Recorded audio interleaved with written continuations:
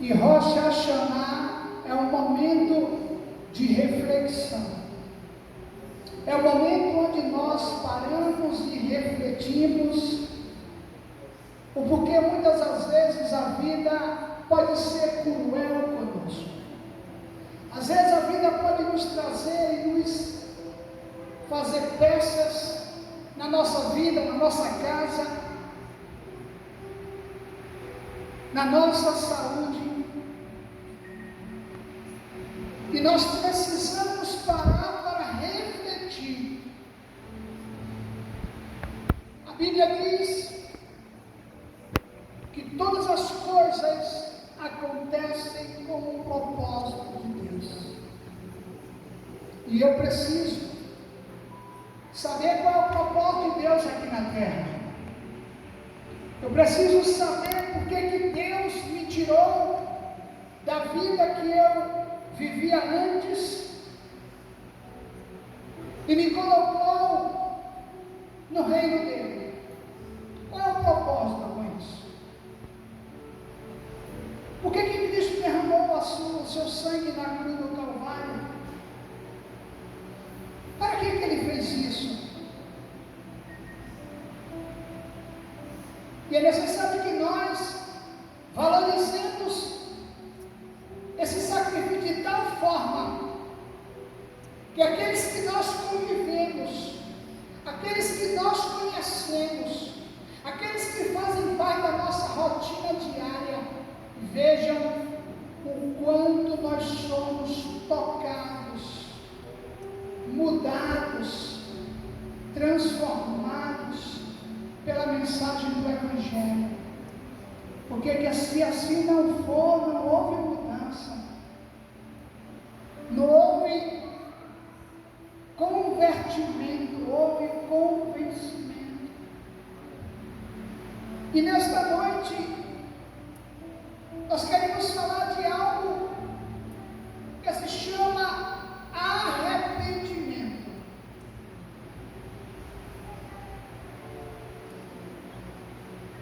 Nós queremos nesta noite entender o que é realmente arrepender-se ou estar arrependido. Não é se eu tenho vontade, se eu sinto vontade. Todos aqueles que se aproximam de Deus, que têm intimidade com Deus, começam a conhecer o coração de Deus. Por isso, fale ao Senhor esta noite. Por isso, é o momento. A Bíblia diz: arrependemos, pois, e convertemos, para que os vossos pecados sejam apagados e venham sobre vós no tempo do refrigério, na presença do Senhor. Diga comigo, Senhor Deus. Diga comigo, Senhor Deus, nesta noite, através do Teu Espírito Santo, que habita em mim, possa me constranger de tal maneira que eu possa me arrepender, porque ainda há tempo de me arrepender, para que esse arrependimento possa ser de forma tão marcante que eu restitua ao Senhor aquilo que eu tomei para mim, aquilo que eu deixei ficar em mim e não no Senhor. Que o Teu constrangimento possa ser tão verdadeiro na minha vida, que se eu ferir alguém, ou estou ferindo alguém, ou julgando alguém, eu possa ser constrangido pelo Senhor a pedir perdão, porque o perdão cobre uma multidão de pecados. Fala, Deus, ao meu coração, em nome de Jesus, Para a glória de Jesus, diga amém, diga aleluia. Abra por favor a sua Bíblia no livro de Levítico 23, de 23 a 25.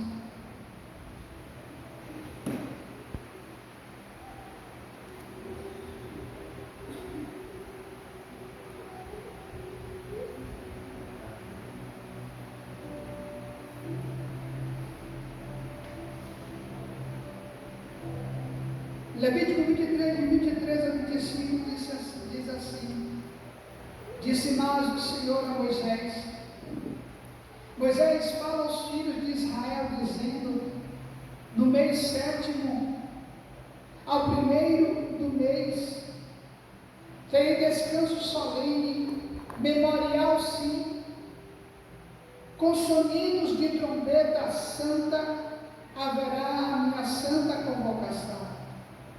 Nenhuma obra deve ser feita nesse dia, mas trareis ofertas queimadas à minha presença. Pai, em nome de Jesus, confiando que a tua palavra ela não volta vazia. Por isso que nós a pregamos, Deus, porque a tua palavra ela não voltará vazia. Em algum momento, em alguma situação, corações se abrirão para que a tua palavra entre, faça morada e haja cura e libertação. Meu Deus, seja presente nesta noite, repreendendo todo espírito contrário ao teu espírito. Nós repreendemos nesta noite todo espírito que sorrateiramente entrou, sendo conduzido por algum sentimento, sendo conduzido por alguma atitude nossa, meu Senhor. Sejam eles agora repreendidos na autoridade do nome e do sangue de Jesus. Eu posso ouvir amém, irmãos? Amém. É porque se você diz amém, ele é repreendido. Se você não diz amém, ele fica. Amém, irmãos? Amém. Que o Senhor possa falar aos nossos corações nesta noite. Amém. Poder sentar em nome de Jesus.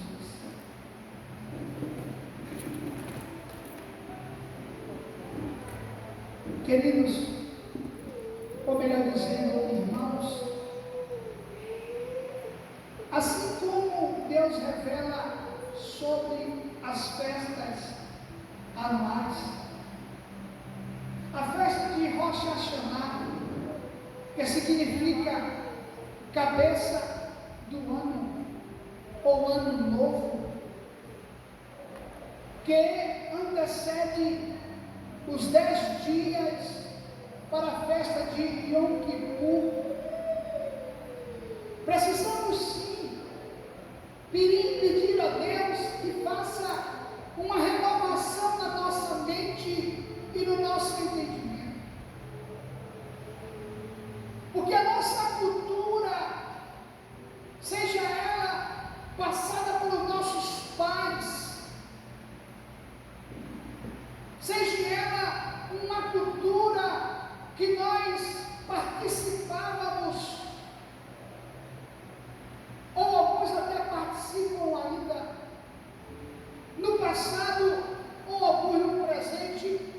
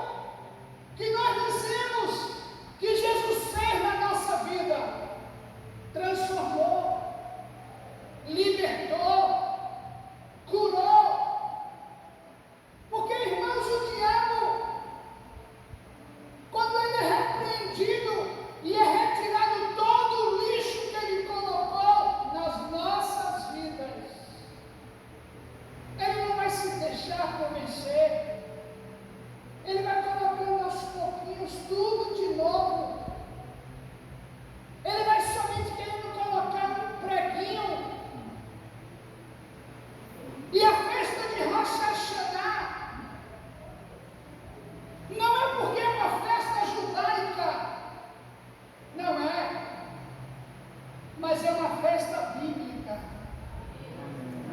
É uma festa que quando eu leio a palavra de Deus, quando eu tenho o bom hábito de ler a palavra, quando eu tenho o bom hábito de não começar o dia sem antes falar com Deus, sem antes buscar a Deus, sem antes ter intimidade com Deus, coisa difícil na vida de muito crente hoje. Porque quando nós temos essa intimidade com Deus, o nosso comportamento é diferente. As pessoas sentem graça, as pessoas veem brilhar nas nossas vidas. É o que está escrito na palavra de Deus. Por isso que nós precisamos tomar cuidado, porque creio eu que da mesma forma que eu tenho ainda, pastora, pessoas da minha família que precisam aceitar a Cristo e viver em Cristo, eu preciso dar um testemunho, eu preciso viver com Cristo. E rochacionar é a oportunidade que eu tenho para quebrar as maldições que são evidentes na nossa família. Eu tenho que ser um bom observador. Eu tenho que observar nesse período que antecede o Yom Kippur. Eu tenho que ver quais são as maldições que estabelecem na minha família. Não é a família de alguém, é na sua família. Quais são os erros, as práticas que acontecem? Qual é a rotina que acontece no seu convívio? E às vezes, queridos, se nós não tomarmos cuidado, nós iremos deixar de ver o que acontece comigo, conosco, e eu vou ficar vendo o que acontece com os outros.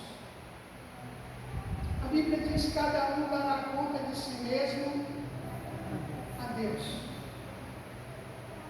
Mas chegar o dia que eu vou ser chamado por Deus e vou prestar conta da minha vida. E por ser chamado para o ministério, eu vou ter que prestar conta de algumas vidas que estão aqui e que querem que isso aconteça. E a Bíblia diz, irmãos, que quando Deus estabeleceu a festa, era necessário que Moisés falasse para o povo. E quando nós começamos a ler a palavra, nós observamos, pastora, que o próprio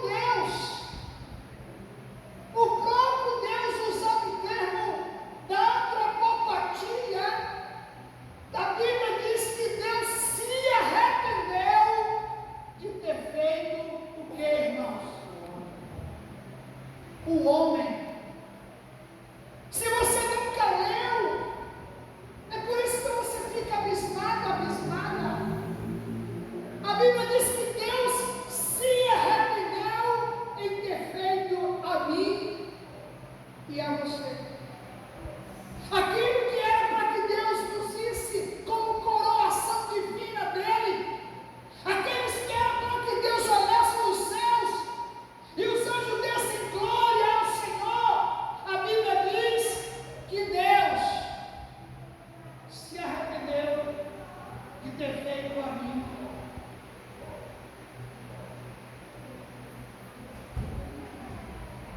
Porque eu devo ser o motivo de maior crítica da sua parte para comigo.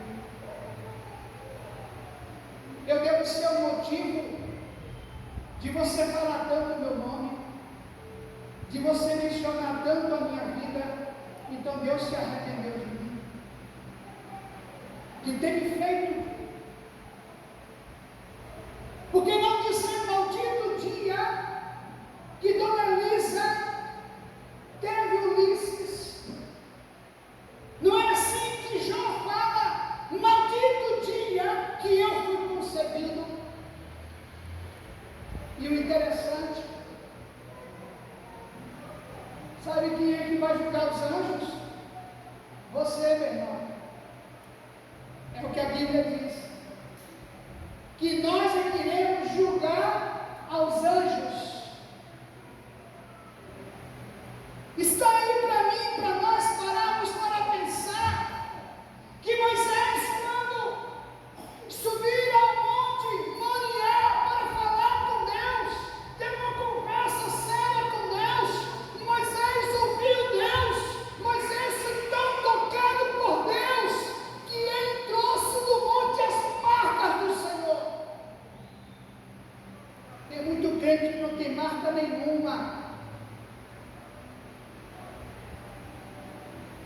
Moisés, quando desceu do monte, a Bíblia diz que ele cheirava a Deus, ele parecia com Deus, que quando os homens olharam para ele, viam a glória de Deus estampada na vida dele, de tal maneira que Moisés teve que colocar um véu. E Moisés todo feliz, Moisés todo radiante, falei com Deus, tive uma experiência com Deus, estou trazendo agora para entregar ao povo de Deus os mandamentos do Senhor. Não foi isso, igreja? E desceu ele do monte todo feliz, todo alegre, com as tábuas carregando, as tábuas que foram escritas pelo dedo de Deus, a mão de Deus. Deus inspirou e fez ali, e quando desceu,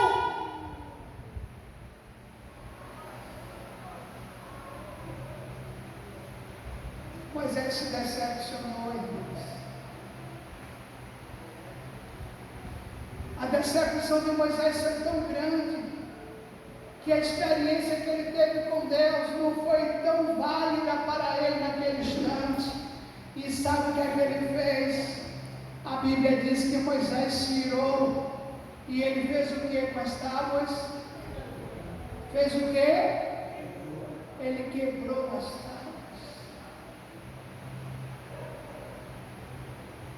Toda vez que o diabo se levanta, é para roubar a entrada do líder na presença de Deus. E quando Moisés, enfurecido, zangado pela idolatria do povo, porque o povo não quis mais ouvir o líder, não quis mais andar conforme o líder, queria andar conforme a circunstância do momento, Moisés foi e quebrou as tábuas. E sabe o que aconteceu? Moisés não entrou na terra prometida por causa do povo.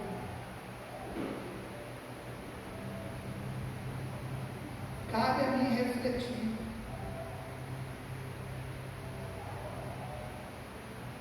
Cabe a nós refletirmos. E eu digo é isto. É eu refletir. É eu entender o meu chamado. Eu fui chamado para quê? Para criticar o meu líder? Eu fui chamado para quê? Para deixar de falar de Jesus? Eu fui chamado para quê? Qual foi o meu chamado? Deus me tirou do mundo para quê? Para quê? Para eu mostrar que Cristo habita em mim? Ou qualquer coisa é largar tudo e falar de todos? Tem muita gente que valoriza muita coisa que passageira, mas sabe por quê, irmãos? Às vezes, as nossas partes valorizam mais estar fora de casa do que em casa. Sabe porque muitas das vezes, aqueles que nós convivemos têm mais prazer em uma diversão, em um jogo de futebol, não que eu seja contra, em uma programação externa, em um evento particular ou entre aspas de família, porque eu não sei me comportar como deveria me comportar com Deus. Josué disse: eu e a minha casa serviremos ao Senhor. Eu e a minha casa serviremos ao Senhor. Eu e a minha casa, se alguém não quiser servir ao Senhor, é um problema. Eu tenho que saber quem é esse Senhor, irmãos. Eu tenho que ter experiência com Deus tão grande, porque eu tenho que saber quem é que está representando o meu Senhor. Porque a Bíblia diz que até o diabo, se possível, se transforma em anjo de luz. Amados, Yom Kippur é o momento onde Deus chamou o povo para arrepender-se. Arrepender-se não é dar uma volta de 360 graus, é uma mudança. Eu tenho que mudar a minha maneira de ser, não a maneira que eu estou sendo. Às vezes as pessoas não acreditam mais no que nós falamos,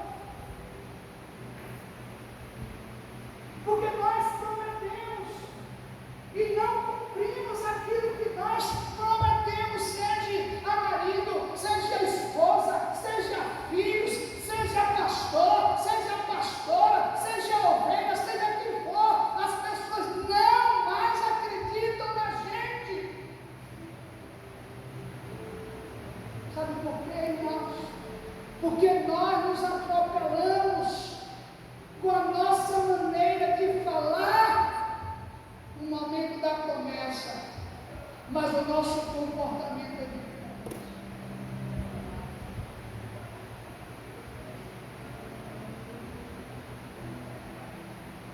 A Bíblia diz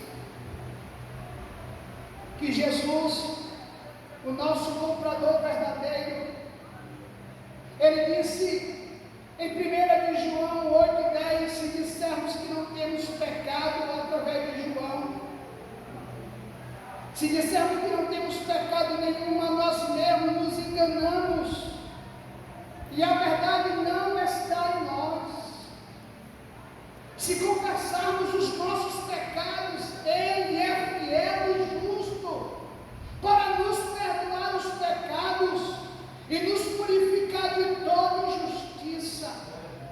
Se dissermos que não temos cometido pecado algum, fazemos Deus de mentiroso e a sua palavra não está em nós. Amados, Jesus está voltando. Embora a mensagem da cruz já está escrito que essa mensagem incomodaria a muitos. Se a igreja não fala da volta de Jesus, ela está amaciando o meu ego e o pecado da minha vida. Porque a Bíblia diz: a tempo e a fora de tempo, eu tenho que pregar a palavra. O Senhor quer dizer que tudo é Jesus? Claro. Claro. Porque a Bíblia diz que eu e você não nos pertencemos mais. E a vida que eu levo agora, viva na fé do Filho de Deus, que se entregou por mim. E eu tenho que viver com Jesus. Eu tenho que falar de Jesus. Eu tenho que respirar Jesus, autor e consumador da minha fé. Por que isso, pastor? Porque eu vou me encontrar com Jesus. Como é que eu posso ter uma vida atual, querendo me encontrar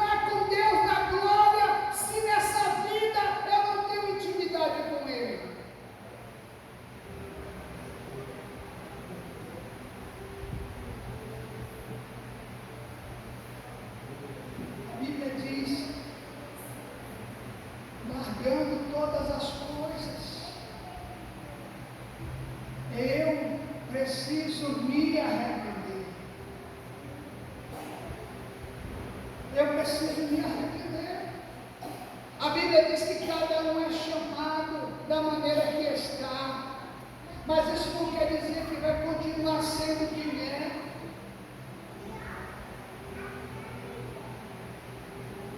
Queridos, a parábola do filho pródigo, Jesus ensinando, mostra que quando o filho se arrependeu, ele recordou o amor do seu pai por si e regressou para casa. Mesmo que eu fale, mesmo que eu não aceite, o problema não é de Deus, é meu. Sou eu. Agora, queridos, a gente tem que entender, nós precisamos entender que quando eu me arrependo, sou eu que vou prestar conta a Deus, eu que vou prestar conta a Deus, sou eu. A apóstola Ruth não vai prestar conta de mim a Deus. Eu não vou prestar conta a Deus do meu filho Samuel, não vou. Eu não vou. Todo o amor que eu tenho por ela e todo o amor que ela tem por mim, eu não posso impedi-la de ter uma vida sós com Deus.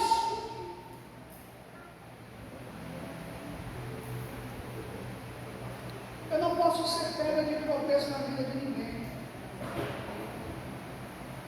Eu não posso, eu não devo, Através da festa das trombetas, devemos compreender corretamente a vontade de Deus em nos levar ao arrependimento. Irmão, sabe, a única coisa que não deixa o homem se arrepender, a única coisa que não faz a pessoa reconhecer o erro, é quando há orgulho. O orgulhoso não pede perdão. O orgulhoso vê o erro dos outros, aponta o erro dos outros, critica o erro dos outros, censura o erro dos outros. Ele não é humilde o suficiente para reconhecer que ele precisa de Deus. Ele precisa de Deus. E a Bíblia fala, em Lucas 15, 22 a 32, o pai tinha tudo para não perdoar o filho. O filho foi ignorante com o pai. O filho pediu ao pai a herança que lhe era devido depois da morte.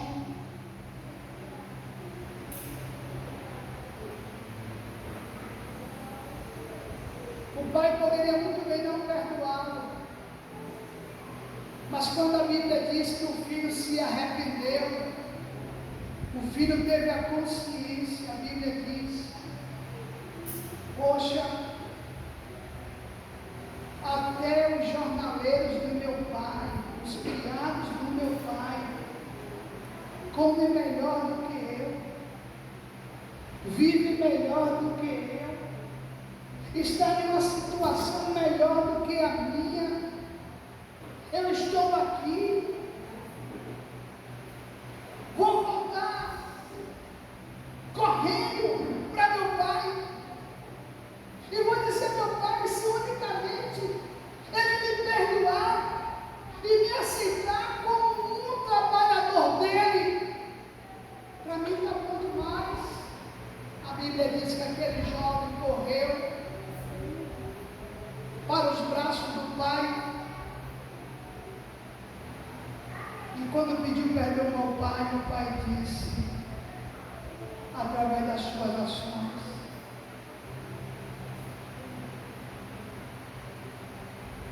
mandou matar o melhor boi cevado,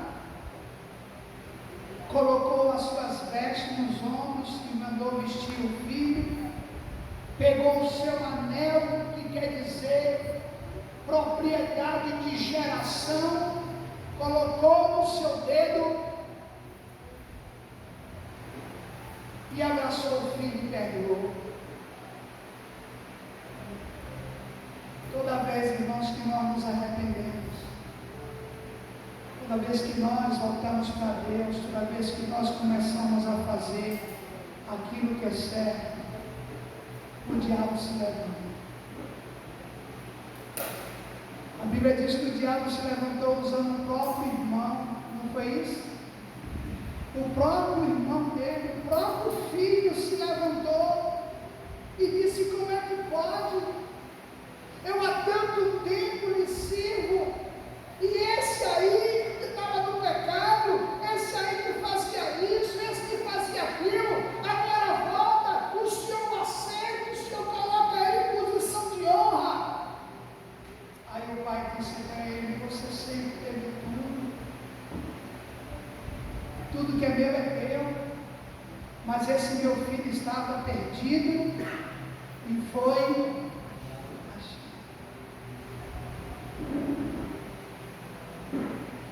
Você ama assim, irmão? Você ama assim, dessa forma incondicional? É dessa forma que você ama? Você quer o perdão de Deus para a sua vida?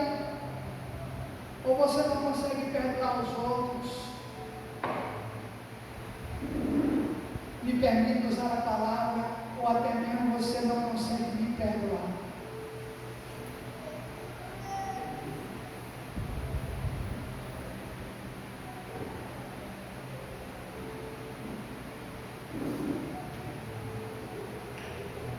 Qual o pecado tão grave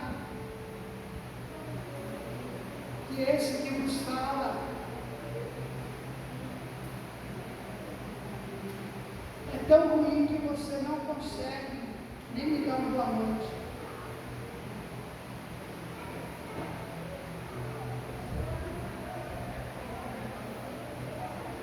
Você não consegue nem me abraçar.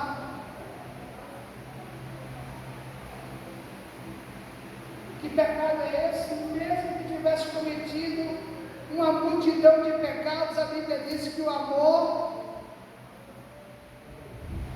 cobre uma multidão de pecados.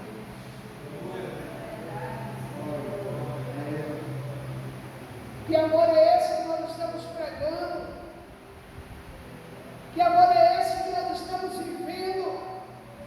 Que quando alguém me chama, me procura, pode ser quem for, que fala do meu irmão, eu prontamente ouço, eu não faço como a Bíblia diz, tem que ser com mais ou duas ou três testemunhas. Como é que pode eu abrir meu coração e aceitar tudo? Mas às vezes nós aceitamos um marido iníquo, um marido beberrão, um marido adúltero, um marido preguiçoso, um marido que não ajuda em casa, uma mulher rapariga. Aceito tudo isso e ainda critico dentro da igreja. Esse que é o problema. Eu não me contei. Eu não me contei em atrapalhar os outros com a minha posição. Isso é espírito de rebeldia. E eu no momento eu pedi perdão. Sabe por quê, irmãos? Porque a vida é cruel conosco. Estava eu conversando com o irmão Manuel uma vez. Suponha, Manuel, como a gente pode fazer para resolver esse problema da sua vista? Lembra, Manuel? Ele disse: não, pastor, não precisa se preocupar em resolver o problema da minha vista, não. Esse problema na minha vista serve para eu lembrar que eu não devo voltar mais para a vida depois de mim. Como, Manuel? Ele me contou como foi que ele perdeu a vista, porque estava alcoolizado, embriagado. A vida, irmãos, ela é cruel. vida é cruel. E às vezes nós não percebemos o quanto a vida é cruel conosco, nos fazendo facetas em todos os sentidos, e mesmo assim nós não abrimos os olhos. Não abrimos os olhos. Nós não valorizamos aquilo que Cristo fez na cruz do Calvário por cada um de nós.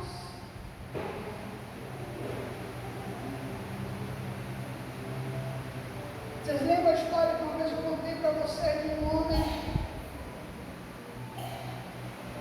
Lucia, que aquele homem não tinha os 2 olhos, nem o nariz e nem a boca. Lembra que eu contei essa história para vocês? E quando eu vi aquele homem daquela forma, eu fiquei calado. E uma pessoa disse assim: coitado desse homem.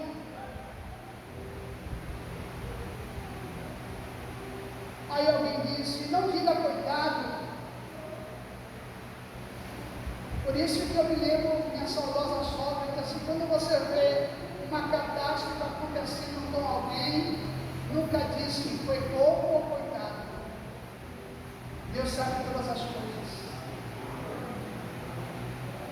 E eu perguntei: o que aconteceu com esse homem? Não, esse